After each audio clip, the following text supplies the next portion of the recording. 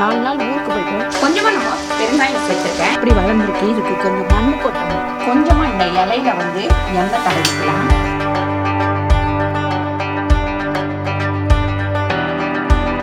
வணக்கம், நானுங்கள் அம்மா சமையல் மீனாட்சி. இன்னைக்கு ஒரு vlog தான் பார்க்க போகிறோம். மத்தியானம் லஞ்ச் சமைக்க போகிறேன். என்ன சமைக்க போகிறேன் அப்படின்னு பார்த்தீங்கன்னா, நம்ம வந்து சிகப்பு பொன்னாங்கண்ணி கீரை வந்து பொரியல் பண்ண போகிறேன்.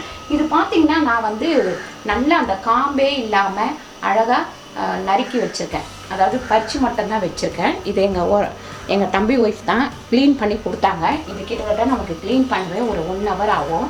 அதுக்கப்புறம் பார்த்திங்கன்னா நம்ம வாழைக்காய் வச்சு ஒரு குழம்பு பண்ண போகிறோம். அதுக்கப்புறம் இந்த அவரைக்காய் வச்சு ஒரு பொரியல் பண்ண போகிறோம். அதுக்கடுத்து நம்ம வந்து ஆசீர்வாத ஆட்டா வச்சு டிஃப்ரெண்ட்டான ஒரு அதிரசம் பண்ணி காட்ட போகிறேன். நம்ம அதிரசம் அப்படின்னாலே அரிசி மாவில் தான் பண்ணுவோம். இன்றைக்கி ஆசீர்வாத ஆட்டா மாவு வச்சு நம்ம வந்து அதிரசம் பண்ணி காமிக்கிறேன்.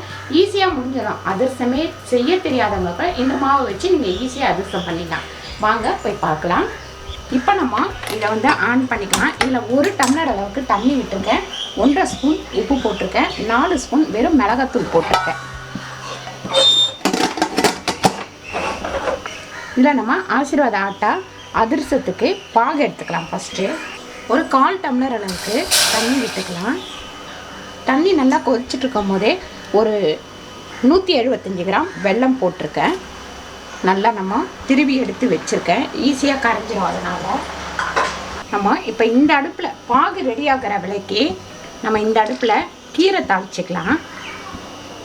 ஒரு 3 ஸ்பூன் கிட்ட எண்ணெய் போட்டிருக்கேன். எண்ணெய் நல்லா காயட்டும். 1 ஸ்பூன் அளவுக்கு கடுகு சேர்த்துக்கலாம். 1 ஸ்பூன் அளவுக்கு உளுந்து சேர்த்துக்கலாம். காஞ்ச மிளகாய் ஒரு 6 காஞ்ச மிளகாய் சேர்த்துக்கலாம்.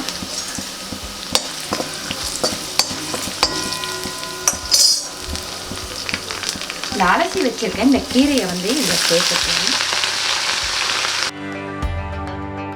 இந்த மாதிரி ஒரு 3 நிமிஷம் நல்லா கொதிக்கணும்.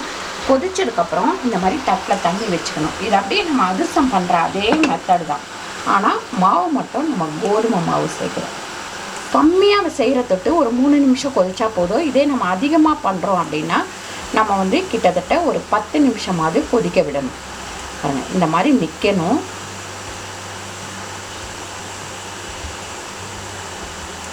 பார்த்தீங்களா?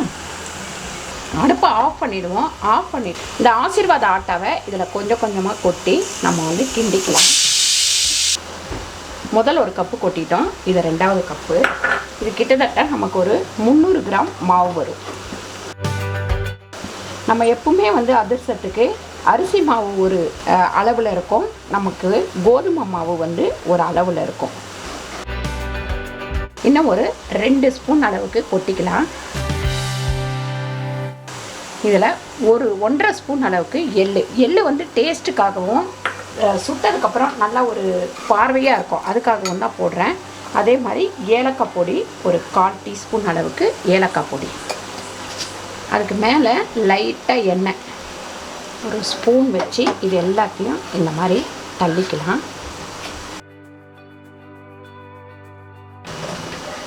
நல்லா இப்படி தொட்டிங்கன்னா சாஃப்டாக இருக்கணும். இப்படி உருட்டும் போது இந்த மாதிரி உருளணும். இப்போது இது கொஞ்ச நேரம் ஆறட்டும். நம்ம அதுக்கப்புறம் சுட்டு எடுத்துக்கலாம். கீரை நல்லா வெந்துருச்சு. நம்ம அந்த திருவி வச்சிருக்கிற தேங்காவை சேர்த்துக்கலாம்.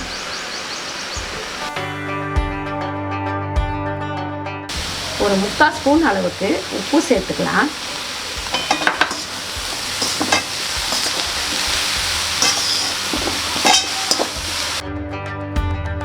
இப்போ நம்ம அதிரசம் தட்டுறதுக்கு இலை வேணும். அதனால் ஒரு சின்ன இலையாக கட் பண்ணிக்கலாம். தெரிஞ்சு இதுவே போதும்.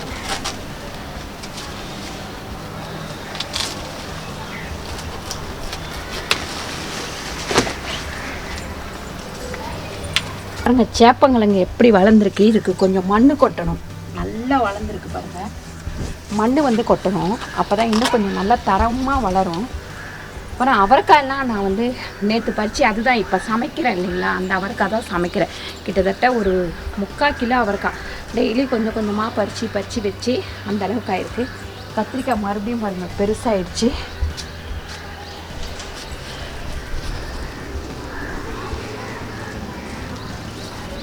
புது அவரைக்காய் செடி வளர ஆரம்பிச்சிருச்சு. இதெல்லாம் வந்து செடி அவரை, இதெல்லாம் செடி அவரை. அதுக்கப்புறம் வெண்டைக்காவும் நல்லா வளருது. பச்சை மிளகாய், பச்சை மிளகாய் எங்கே இருக்குது? இந்த பாருங்க, இந்த வாழை மரத்துலேயே பச்சை மிளகாய் நிறைய பூ விட்டுருக்கு. இன்னும் ஒரு 10 நாளில் நல்லா காய்க்க ஆரம்பிச்சிடும். சூப்பராக காய்க்கும். நம்ம தோட்டத்துலேருந்து நம்ம பறித்து பண்ணிக்கலாம். 4 நாள் ஊருக்கு போயிட்டோம். செடி வந்து காஞ்சி கத்திரிக்காவும் வதங்கி போயிடுச்சு. இந்த 2 நாளாக தான் நாங்கள் தண்ணி ஊற்றிக்கிட்டே இருக்கிறோம். சாமந்தி எப்படி வளர்ந்துருக்கு பாருங்கள். அது மஞ்சள் காய வச்சுருக்கேன். இந்த மஞ்சள் வந்து மறுபடியும் நான் காய வச்சுருக்கேன். இப்படி கம்மியான வெயிலில் தான் காய வைக்கணும். அடுத்த வருஷம் நம்ம தோட்டத்தில் இருந்தே நம்ம மஞ்சள் பறிச்சிக்கலாம். ஆனால் செம்ம விளைச்சல். பார்த்திங்கன்னா ஒரே ஒரு 2 மஞ்சள் தான் வச்சேன். எவ்வளோ மஞ்சள் பாருங்கள், சூப்பராக வளர்ந்துருக்கு. நல்லா காயட்டும். மார்ச் மாதம் அதை நட்டு வைக்கலாம். நம்ம மார்ச் மாதம் நட்டு வச்சோம்னா ஒரு 10 மாதத்தில் அது நல்லா வளர்ந்துடும் நமக்கு. அங்கே கீரை ரெடி ஆயிடுச்சு. நம்ம கீரை எடுத்துருவோம். நான் வந்து தண்ணியே ஊற்றலை இந்த கீரையில், அப்படியுமே தண்ணி வந்துடுச்சு. பாருங்க, அதிரசம் பண்ணுறதுக்கு நம்ம எண்ணெய் ஊற்றிக்கலாம். கொஞ்சமாக இந்த இலையில வந்து எண்ணெய் தடவிக்கலாம்.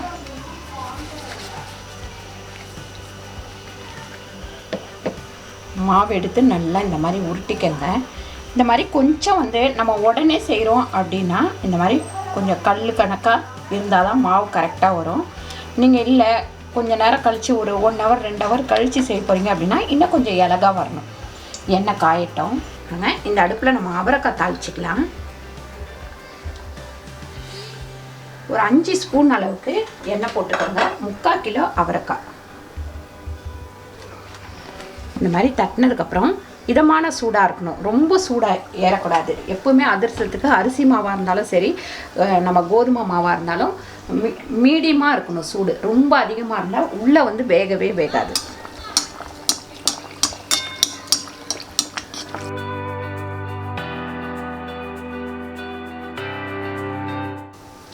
பாருங்கள், சூப்பராக நமக்கு அதிரசம் வந்து ரெடி ஆயிடுச்சு. அடுத்து போட்டு எடுத்துக்கலாம். தீயை வந்து குறைச்சி வச்சிடணும். ரொம்ப அதிகமாக எரியக்கூடாது.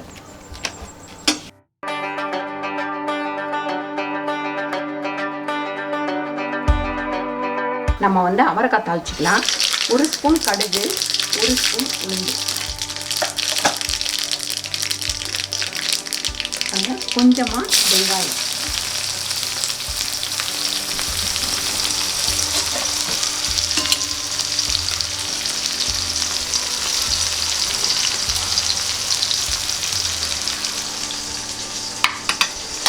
ஒரு 2 தக்காளி இதில் சேர்த்துக்கலாம்.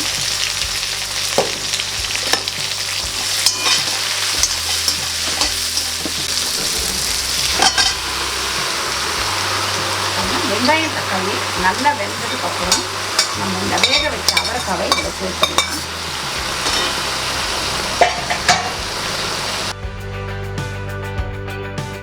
அவரைக்காய் ரெடி ஆயிடுச்சு.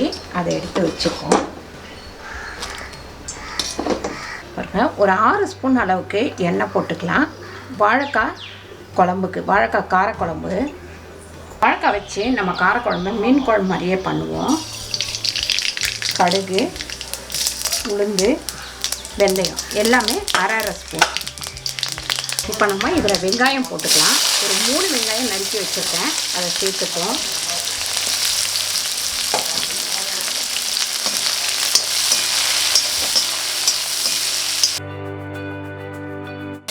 கொஞ்சமாக கருவேப்பிலை சேர்த்துக்கலாம். வெங்காயம் நல்லா வதங்கட்டும். நம்ம உப்பு சேர்த்துடலாம். ஒரு 1/2 ஸ்பூன் அளவுக்கு உப்பு சேர்த்துருக்கேன்.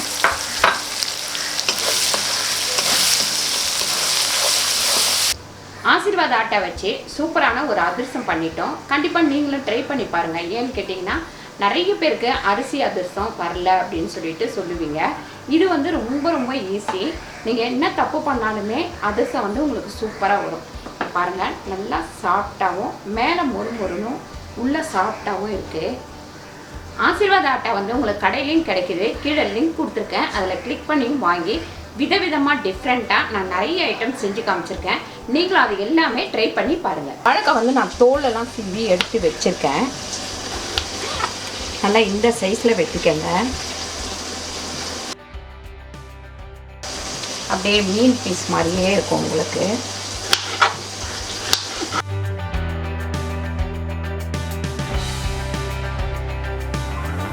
3 தக்காளி நறுக்கி வச்சுருக்கேன், அதுவும் இதில் சேர்த்துருவோம். நம்ம இதில் பெருங்காயம் சேர்த்துக்கலாம். ஏன் சேர்த்துருக்கேன் அப்படின்னு பார்த்தீங்கன்னா, என்னம்மா மீன் குழம்புன்னு சொல்லிட்டு பெருங்காயம் சேர்க்குறீங்க அப்படின்னு சொல்லிட்டு கேட்பீங்க. நம்ம வாழைக்காயில் போடுறதுக்கு வாய்வு வந்து சிலருக்கு பிடிக்கும், அதாவது கை கால்லாம் பிடிக்கும். அது பிடிக்காமல் இருக்கிறதுக்காக தான் பெருங்காயம் சேர்த்துருக்கேன்.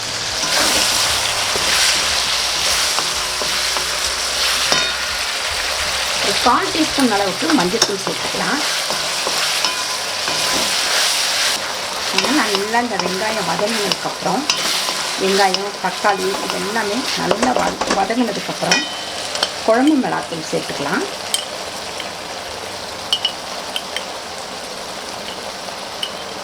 நாலு ஸ்பூன் குழம்பு மிளகாத்தூள் சேர்த்துருக்கேன். 1 ஸ்பூன் காஷ்மீர் மிளகாத்தூள்.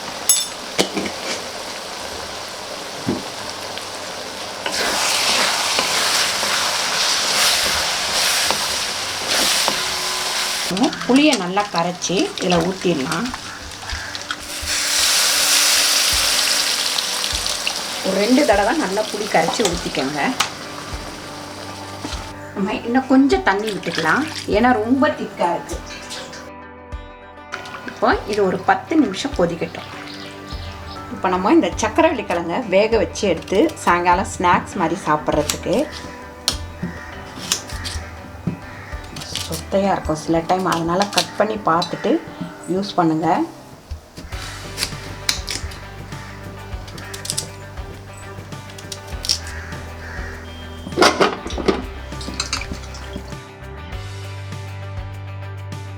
டம்ளரில் கொஞ்சமாக உப்பு போட்டுக்கோங்க.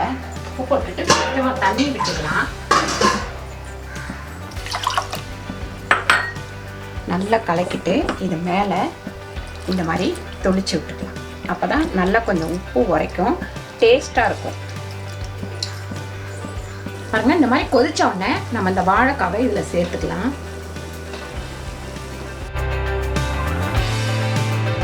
சூப்பரான ஒரு லஞ்ச் மெனு ரெடி ஆயிடுச்சு. சாதம், அவரைக்காய் பொரியல், கீரை பொரியல், அதுக்கப்புறம் வாழைக்காய் மீன் குழம்பு, அதுக்கப்புறம் கிழங்கு அவிச்சு வச்சுருக்கேன். சாயங்காலமாக சாப்பிட்டுக்கலாம் அப்படின்னு சொல்லிட்டு